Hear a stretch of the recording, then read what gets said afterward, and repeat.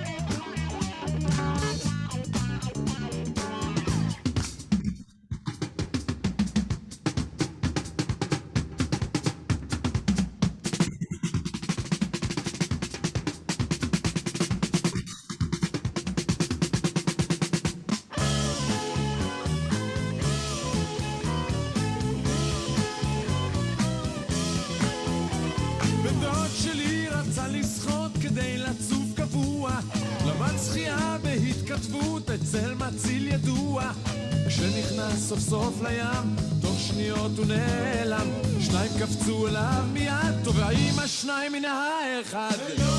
אני שואל, אתם עונים, האם זה פייר? והם לא יודעים. אני שואל, אתם עונים, האם זה פייר? והם לא יודעים. אני שואל, אתם עונים, האם זה פייר?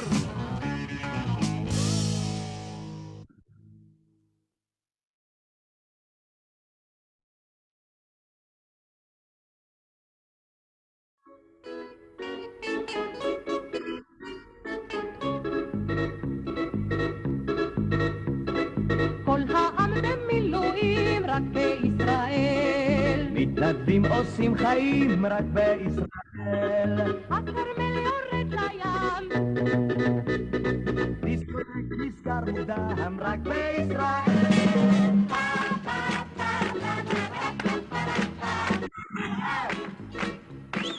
הקיבוץ והמושב רק בישראל. ירושלים של זהב רק בישראל. ילדים בגן חובה, כל אחד רוצה טובה רק בישראל.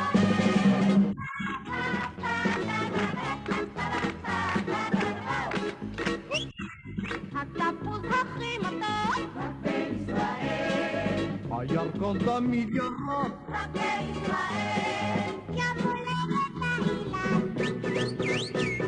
וכנרת מול גולן רק בישראל.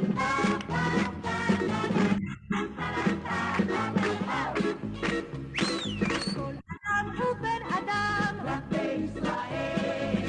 חבר עצות חינם רק בישראל. איזה יופי של מורל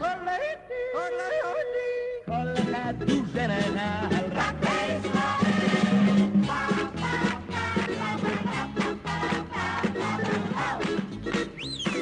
צנחנים הם צנחנים רק בישראל.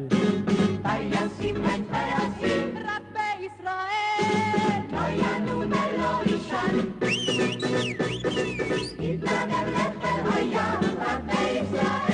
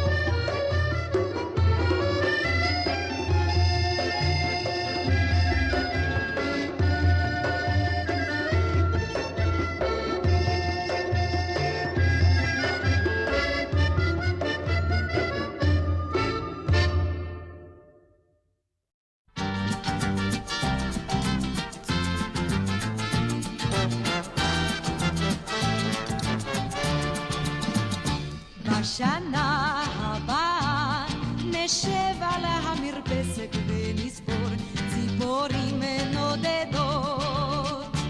ילדים בחופשה ישחקו תופסת בין הבית לבין השדות.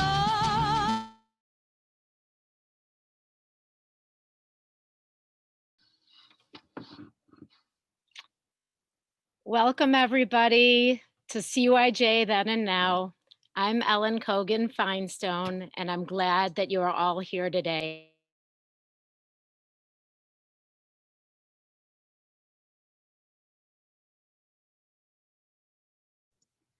Ellen, it's Robin, you're muted. Oh, let me start that again. Now I've got your attention.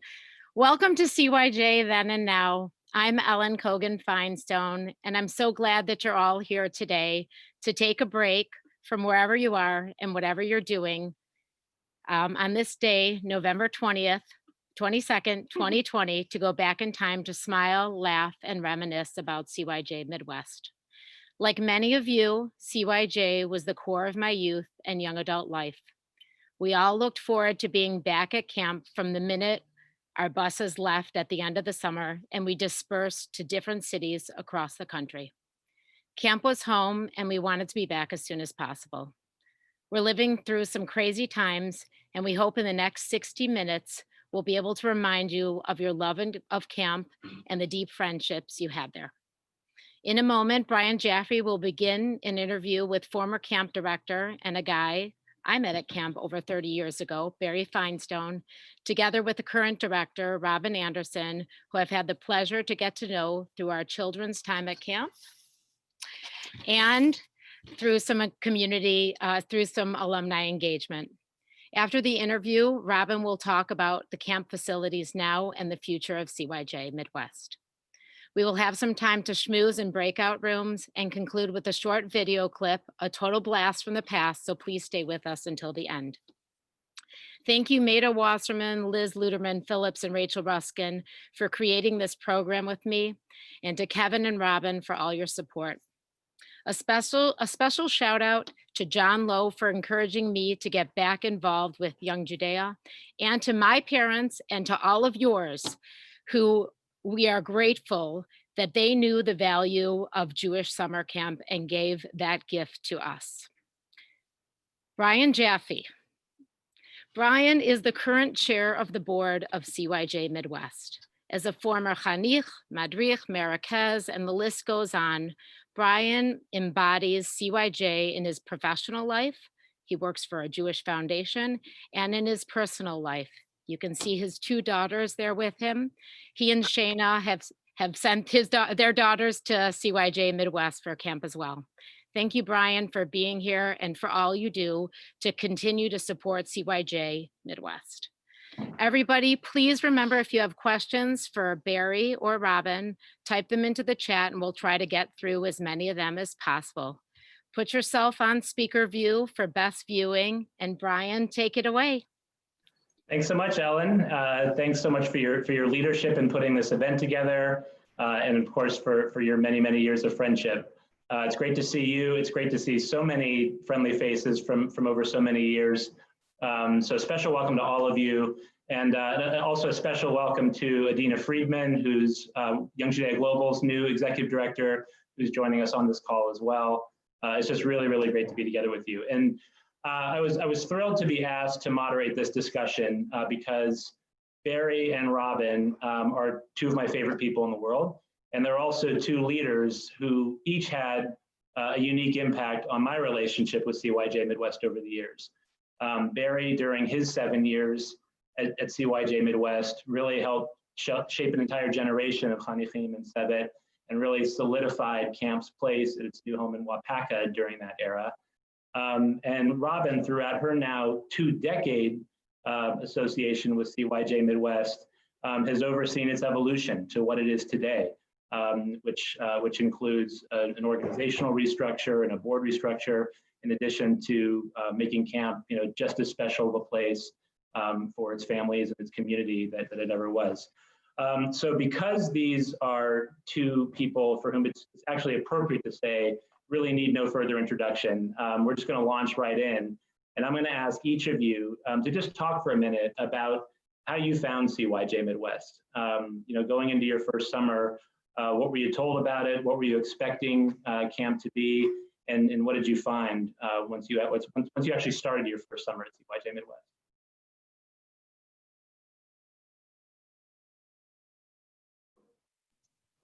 Barry, why don't you go first? I want to hear your story first.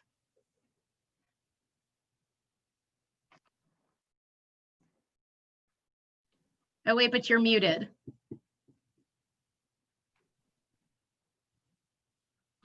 We didn't have a mute button for Barry back in the 90s. Yeah. It wasn't a thing. Thank you, everybody. Good morning, everybody. It's great to see you. I'm sure I could have used a mute button on more than one occasion. So good morning. Thank you to CYJ for putting this together, and to my wife for being responsible for part of it. Thank you. So yeah, just to keep it quick, and because I'm sure there's a lot to get through. I got to CYJ West really through my sister-in-law was kind of the direct connection. I was in the summer prior to my final year of college and wanted to come and work at a Jewish summer camp in America. And my brother was living in Chicago. He had recently got married, and he and his wife were expecting their first child, and that was kind of due at the end of the summer. So I thought, hey, it would be fun to kind of come and work at a camp and be in and around the Chicago area so that I could stick around afterwards and see my brother and his wife and their newborn, who now lives, who's now in his 30s and lives just down the road from us here in Northern California. And my sister-in-law had a connection through the camp. She is part of the Lasday crew from a familial relationship. And so she had mentioned, Camp Young Judea. And I remember getting on a phone call with David Wolf, who was the camp director then, and found my way out there in the summer of 1989 as a Marquez for both sessions, with the first session being the Opharim age group, and that was really how I found camp. My story is a little different in that I actually had no connection to Young Judea growing up. But when I was in college, I got to study abroad, and I did a now defunct program of Young Judea called Sharsheret. If you guys know it, you can shout out for it. But that was my very first experience with Young Judea. So when I was leaving college and I was looking for a job, all I wanted to do was work for an organization that had something to do with Israel. And I ended up finding a job with Young Judea as the assistant regional director, I think was the title that they gave me. And my very first day was June 1st of 2000, where I stepped foot at Camp Young Judea Midwest and became a counselor, because they said, we don't really know what we want you to do, so just be a counselor in the Chalutzim group. And that was my first ever experience, was that summer. And then the second session, they lost a Merkezet and said, hey, this person would probably be pretty good to be a Merkezet. And I became the RSD Merkezet that summer. And ever since, I have been there. That's great.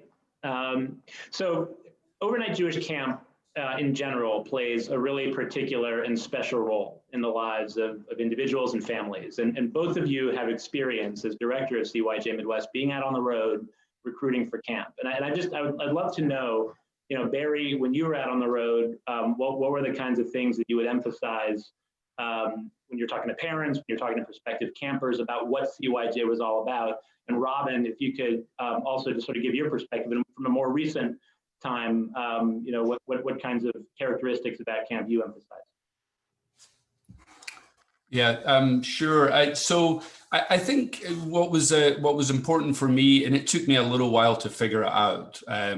So like anything in life, I think practice does make perfect.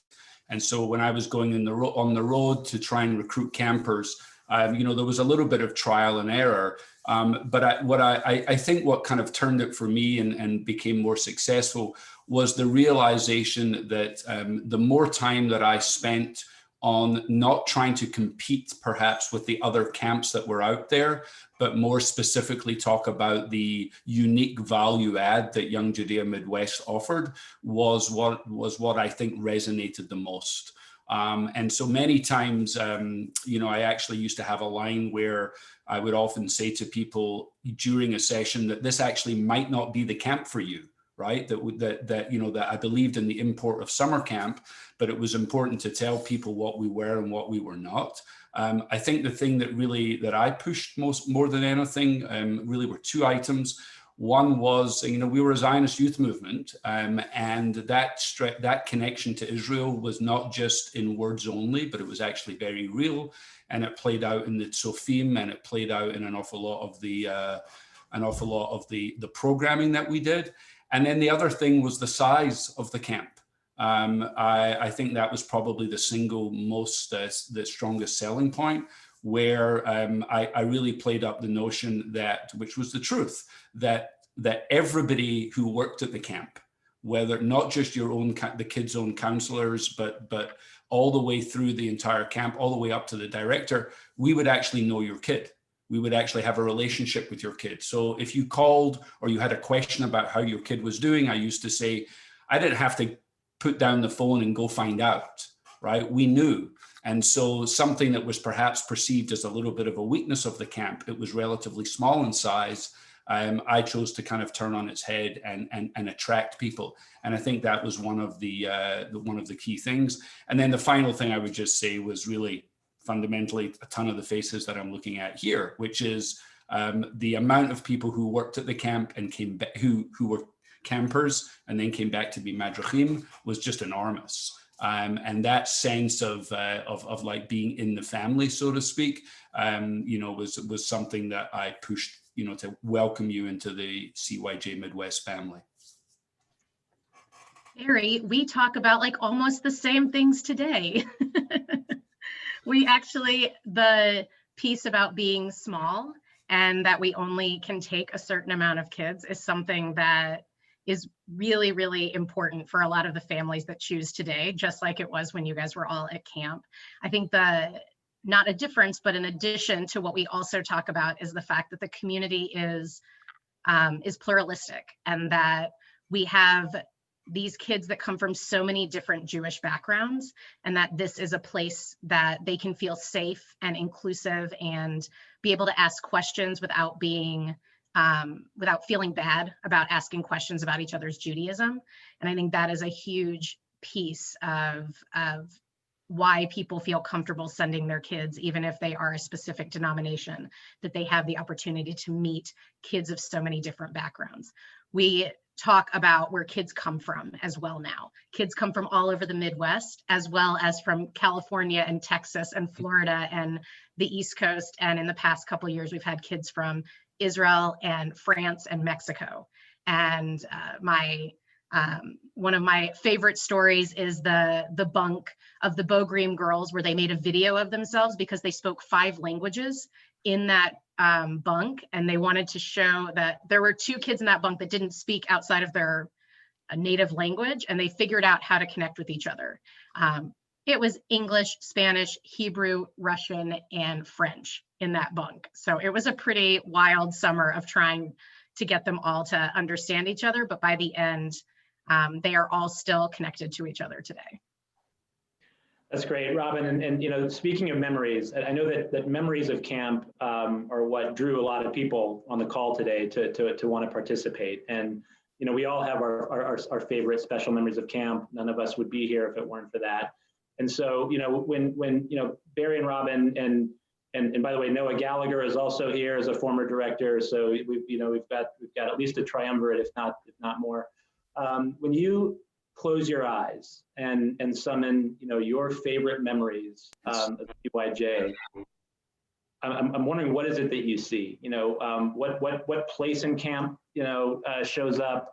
What's your favorite? What part of the schedule? What are the memories that really define the experience for you? Yeah, I'd say a couple of things. I just want to comment on something that Robin said, because it's so true.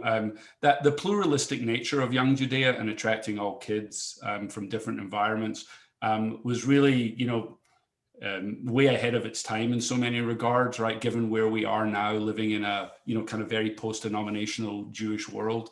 And I think that's still an attraction, and it was something that I would talk about. So I appreciate the reminder about that, Robin. Well, so like I don't know. I mean, there's so many things. I mean, I think undoubtedly the Chadar Rochel for me was the favorite place, because that was just when you would kind of feel the magic, and to feel that magic, pretty much kind of 3 times a day was really just really an amazing thing. And again, again, it goes back to the size. How many camps can actually cram everybody into that small? And I know that, ever since I was a director, we were talking about building a new Chadar Rochel, and there's something magic that it needs it. And yes, I understand it.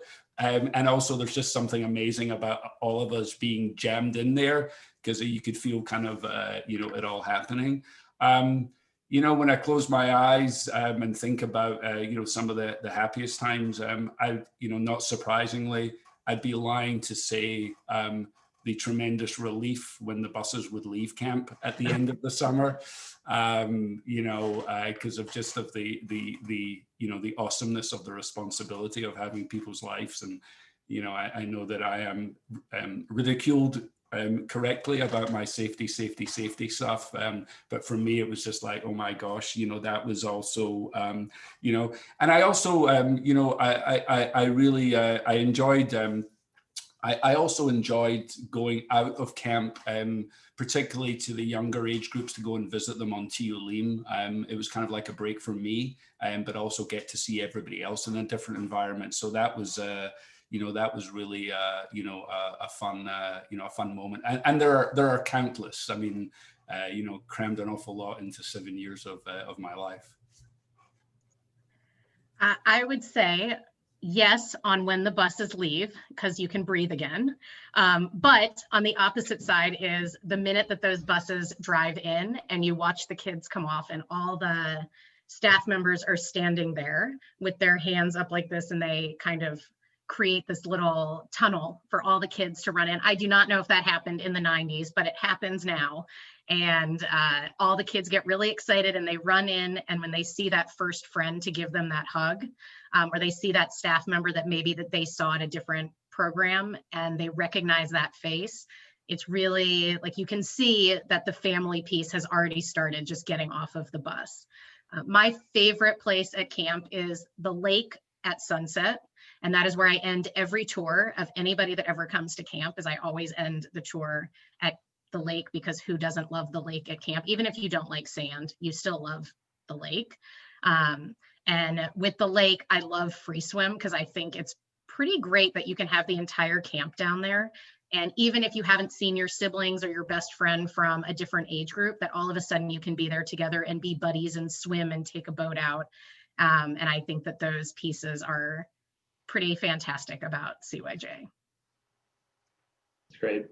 I mean, Barry, I don't think you were wrong to emphasize safety. I don't think you were so off base, and it's okay. It's okay. We still do it today. Do it today, exactly.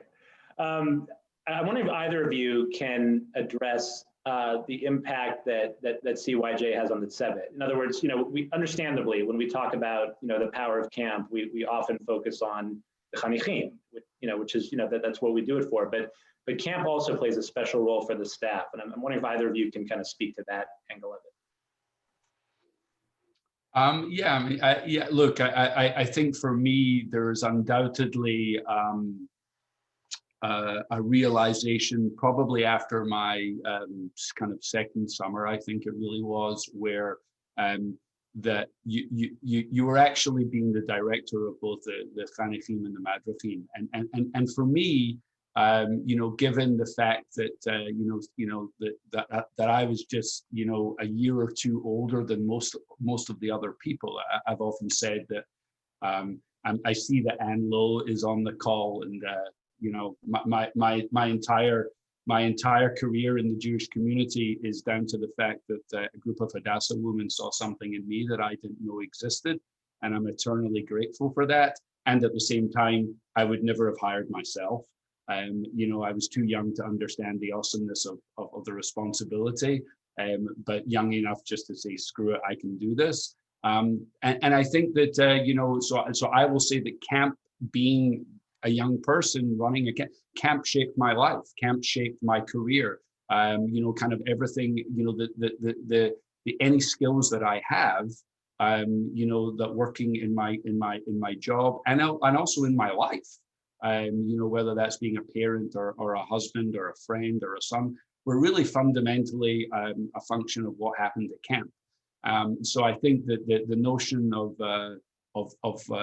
being important to the Madrugim is a very real one. And I also think that for, you know, I used to have this line when I would I had a parent call me once who was upset because their kid was coming back to work at camp. And in my early years, I would probably get a little kind of, you know, defensive about it.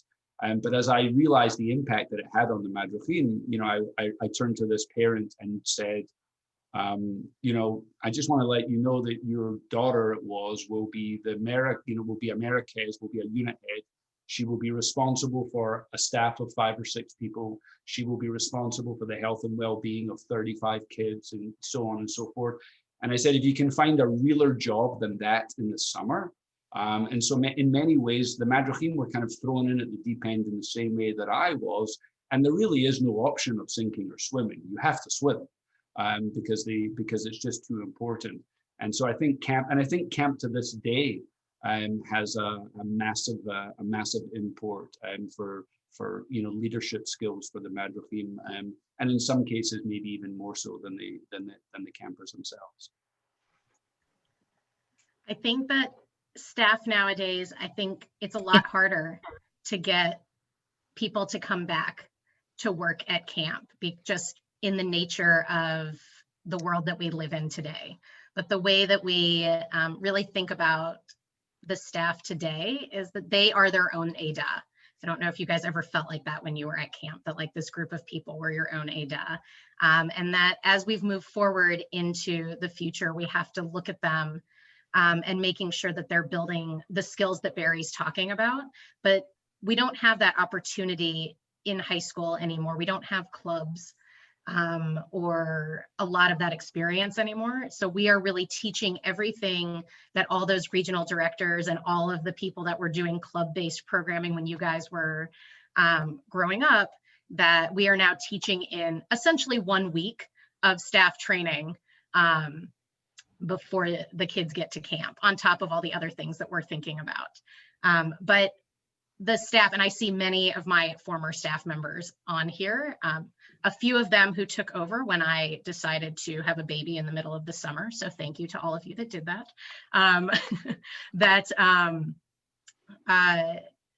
Being on staff is almost more important to them than being a camper, and that they created their best memories when they were on staff. They remember being a camper, but I think for many of you on this call, it was the staff experience that that you still think about to this day, or at least I think is what you guys would say. So Brian, it's Ellen here real quick. We're gonna have to probably make this our last question. Okay. Okay, great. So with the last question, I guess let me just we'll give you the interviewee's choice here. When you look back on your tenure as director, I'll give you the option of, you know, if you had a time machine and you could go back and change one thing about camp or change one thing about, you know, your time as director, what would it be? Or if there's just something where, you know, you're particularly proud of, that, you know, you made a particular mark as director that you'd want to bring forward. Yeah, I mean, I'll give 30 seconds on each of them. I think one of the things that you know, knowing what I know now, that I would have liked to have changed was, I think, you know, particularly early in my tenure, I found myself kind of too bogged down in the weeds of camp.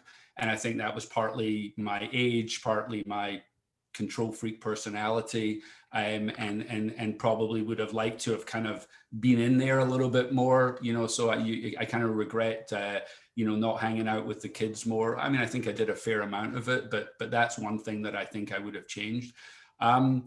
And I think the thing that I'm, you know, kind of most, you know, most proud of is that I think we kind of, you know, it was magic, at least for the 7 years that I was there, and certainly by no means in any way all down to me. It felt like lightning in a bottle. I look around and the people, I think, I don't know whether this is the same going forward, but there's so many people who either worked at camp or campers or camp who are so actively involved in their community, professionally or as volunteers. And I think there was something about that experience that made that very unique. And I'm looking around at some of the faces here, and there are, you know, day school educators, and there are people working for foundations and people working for federations, and, you know, and people who are so involved in their lay communities in so many different ways. And I think I think we had something to do with that. And then I'll just finish by saying, whatever I gave to Camp Young Judea Midwest, I got out of it in you know exponentially more. Not just an incredible wife and 3 amazing kids, but just everything else that informed my experiences as a Jewish professional. Barry, I agree with everything of being in the weeds, like seriously, all of it. But I think the thing that I am most proud of is that I can say every summer that I know every single family, and that when a family member, when a parent calls, that I can tell them exactly what is happening with their child. As Barry said earlier, that when Julie Ruskin Ohana texts me, she knows she's going to get a picture of me and Avital and Shai a few minutes later from the Chadarochel. But that I know every single kid there. And I think that that is something that has continued to be a major strength of CYJ, that everybody really does know everybody at camp, and that it really does feel like a family. And I see it across here of like everyone chatting and seeing each other's faces, that it really is something that doesn't just stay with you when you're at camp, but that years and years later. So I will just jump in and also say that the other thing I'm incredibly grateful is, and I have no idea how you do it, Robin, and I think we've talked about this before and with other camp directors, I'm so grateful that there was no email and no internet and no social media and parents calling me saying, you know, I've looked through 42 pictures and my kid's only in 6.5 of them, and what the hell's going on? I don't know how you do it, and you have our undying gratitude as parents of handling that. that's okay. None of the alumni call and do that to me. It's only new parents. You guys are all doing great. So we're very easygoing, we alumni. You know, very low maintenance. that is true. Thank you both. It is again really. I mean, it's just an honor to be able to engage 2 great leaders in conversation, friends. It is an awesome responsibility being the director of a camp, and so. I think on behalf of everyone on this call, I just want to express my gratitude for the job you did, the job you do, and look, the Jewish people are better for it. So thank you. And Robin, I'm going to turn it over to you right now, just to begin talking about a little bit more about CYJ today and what you want to share with the alumni on this call. Great, thank you. Thank you to everyone who joined us this afternoon. Kind of seeing and hearing the stories from our alumni and community is what brings people back to their CYJ roots. CYJ is a really special place. I knew this the minute I started working here in the summer of 2000, when I was made one of the family starting with Halitzim first session staff.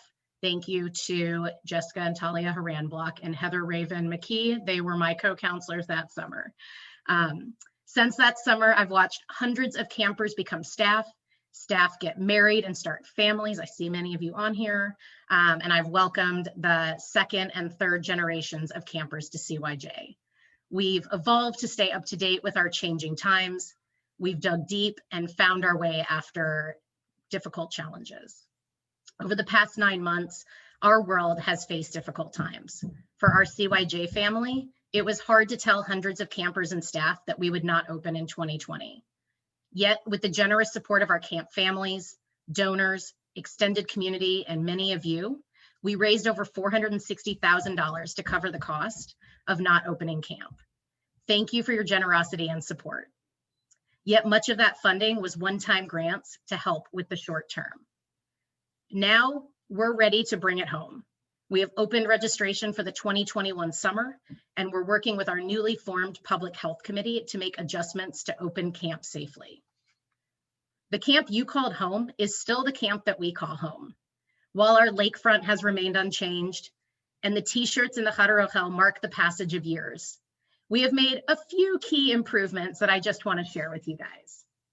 One, our tennis courts are now flat. You do not have to change sides to play anymore. We have a state-of-the-art adventure course with a climbing wall and a zip line. We own 3 speedboats, which allows for way more tubing for all of our campers and staff. The Bay Dom looks a little different now. It's now air-conditioned, a fully fledged performance facility, and a safety shelter. You do not have to go under the Mirpa'a anymore. We have repurposed Cabin 15 into a new makerspace.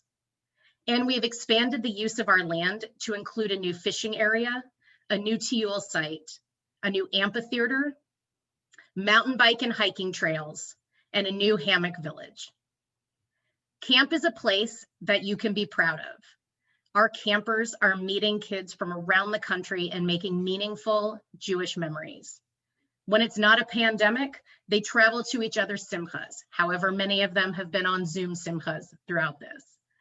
When campers and staff are in Wapaka, they are still sitting at the green benches built by that Avodah group. And they are praying in the keshet that was painted by a group of you. Together, we have built a stronger community than the one we inherited, and we know there is more to do. We are going to have the short-term costs of opening camp this summer, and we have some longer-term costs because while we have a state-of-the-art climbing wall, we are still eating in that same Char Rochel where Barry distributed Pesach snacks. We are kicking off our Bring It Home campaign with a goal of $230,000 this year for increased tuition assistance and extra precautions to operate safely in 2021. We have specific projects including building a new outdoor pavilion, new tent structures for outdoor dining, and updates in our medical and office spaces. Like everyone else, we have had to postpone major events like our 50th anniversary celebration, which will not be happening this April as we had hoped. We will send more information out over the next few weeks. We look forward to when we can safely be together, reminisce, and run across the room to give a hug to that friend they haven't seen in 30 years.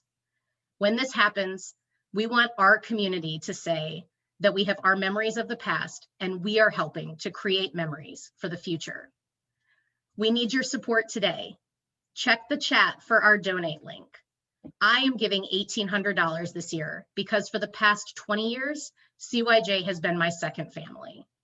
Consider giving in honor of your best friend at camp, the memory of meeting your spouse, your first Jewish experience with hundreds of people, or for the first time you stepped foot in Israel. We are building the future of CYJ. Thank you to everyone on this call for being a part of our family. While each of you are looking in the chat for our donation link and to post your donations, Kevin is going to post that link, and he's also going to send each of you in the next couple minutes to a breakout room for some time to catch up with some old friends. Don't go anywhere after the breakout rooms. You will be sent back to the main room in about 15 minutes because there is a surprise video that you will not want to miss. Thank you guys so much. And I hope you enjoyed the fact that I was in this room, in my 10-year-old's room. You can see the bunk beds. Makes you think about camp a little bit. All right, Kevin, you're up.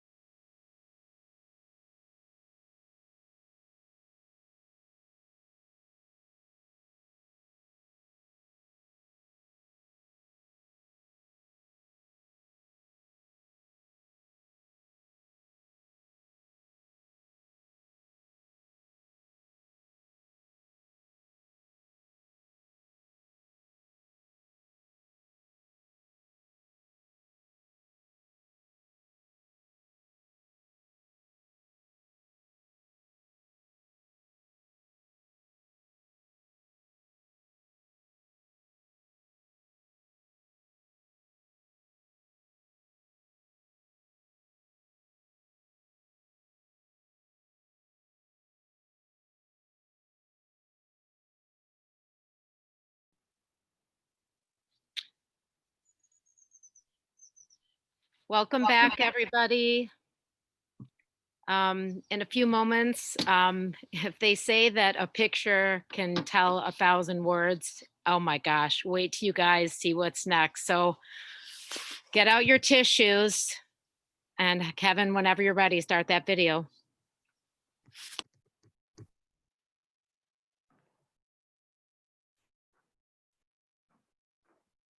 I wonder if this is a slideshow or is this a promo?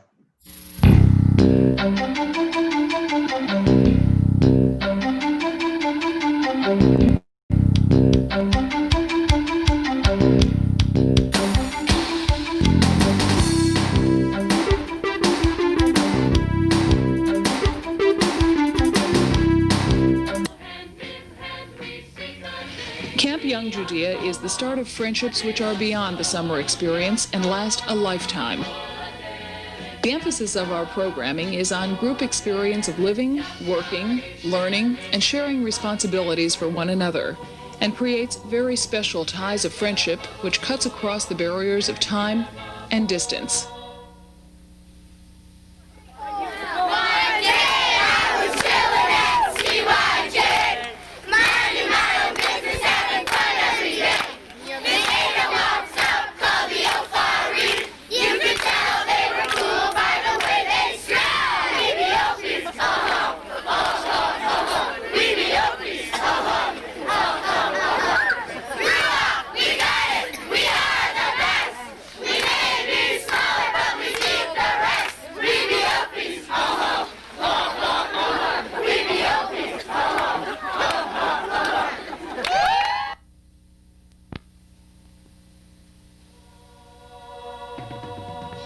As you can see, Camp Young Judea is more than a camp. Our program is a total experience which our campers will talk about for years to come.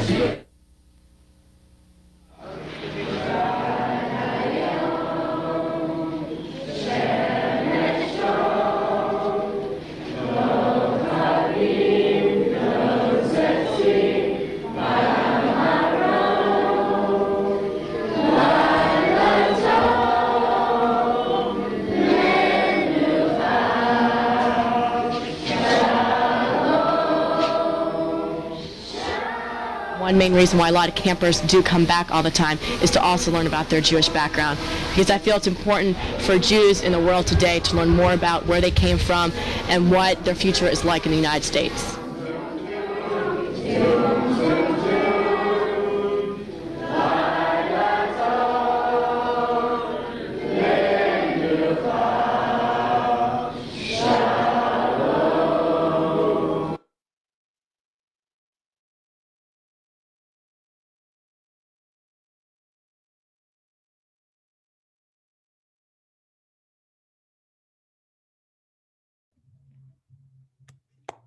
Did everyone love seeing that?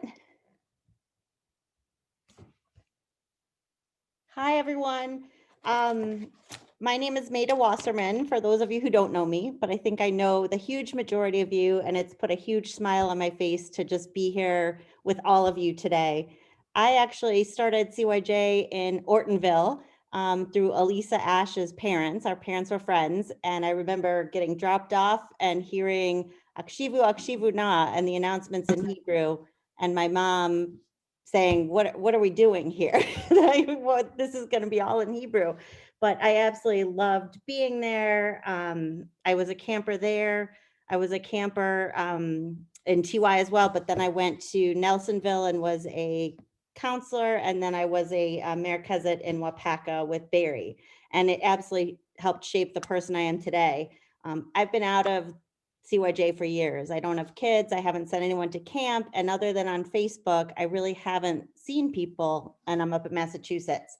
But since COVID, like a lot of you, we've been doing these great reunions online, and it's been phenomenal to see all of you. And just, it brings back so many memories. And I felt like a huge part of my Jewish identity over the years, which was really formed at CYJ, was missing. And then I got a text from Ellen, and she asked if I would answer some questions or maybe talk about alumni things. And I got back in very quickly. And I, along with Liz, Ellen, and Rachel Ruskin, we kind of did a little bit of what we have here today. And I'm officially now on the alumni committee.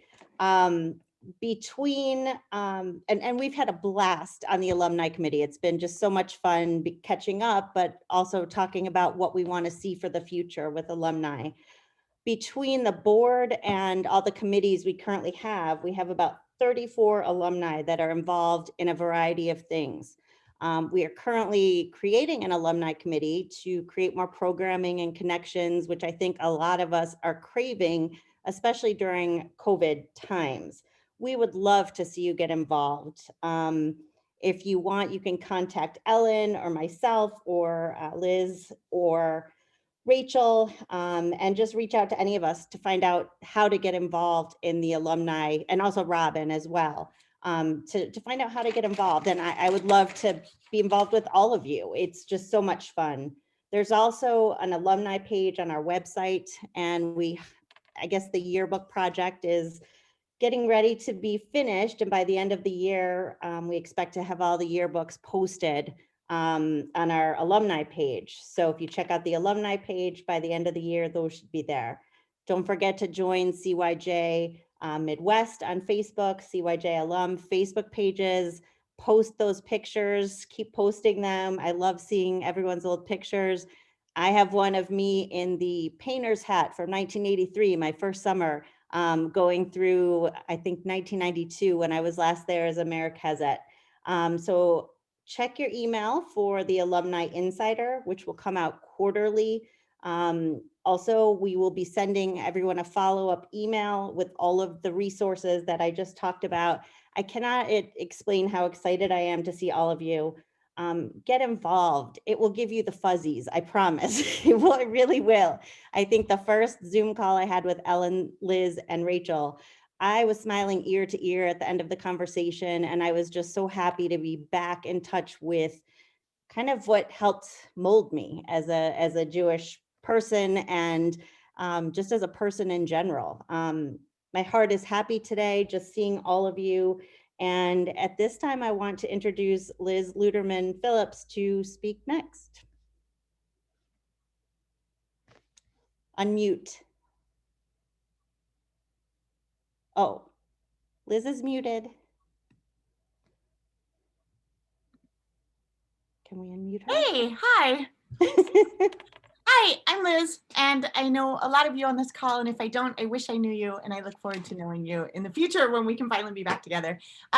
Before we do our almost final thing today, which is going to be great, you're going to love it, I just wanted to give a big shout out to Ellen. Thank you, Ellen, so much for getting us all together and for doing this, and it was tremendous hard work, and she would text and email, and I would be like, oh my God, Ellen, I'm writing conference reports, just a second. And she was like on everything, and she's amazing. So thank you, Ellen.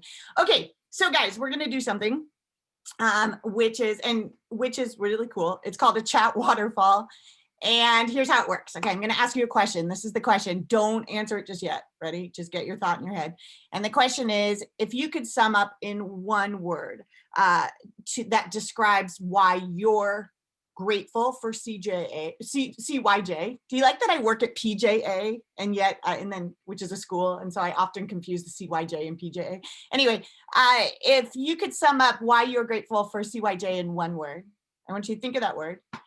You're gonna actually write it in the chat, but don't hit enter yet, okay? We're gonna do something called a chat waterfall, which is what's gonna happen is you're thinking of your word, you're typing it, you're not gonna hit enter, and then when I tell you, you're gonna hit enter, and then we're gonna take a moment and we're gonna read through everyone's. So think. So if you could just come up with one word that describes why you're so grateful, why you're so thankful for CYJ.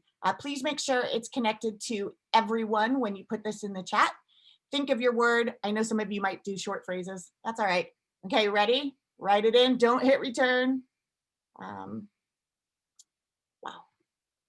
I can't even think of my word, but I'm going to in a second here. Okay, everyone, ready? Type it in. Don't hit return. Are you ready?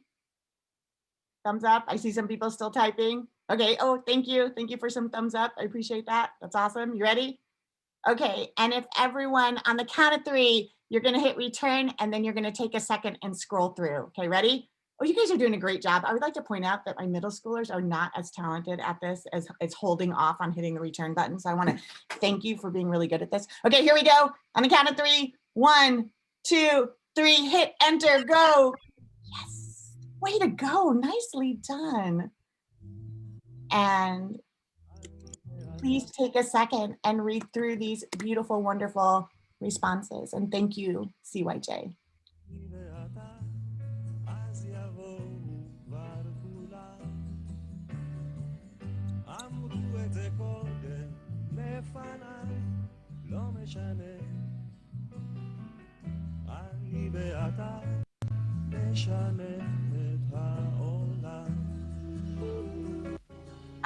And as we get ready for Thanksgiving, I just wanted to say, you know I'm so incredibly grateful for CYJ and grateful for all of you and grateful for this past hour. So on behalf of CYJ, on behalf of me, everyone, I just want to say how grateful we are for this community. So thank you.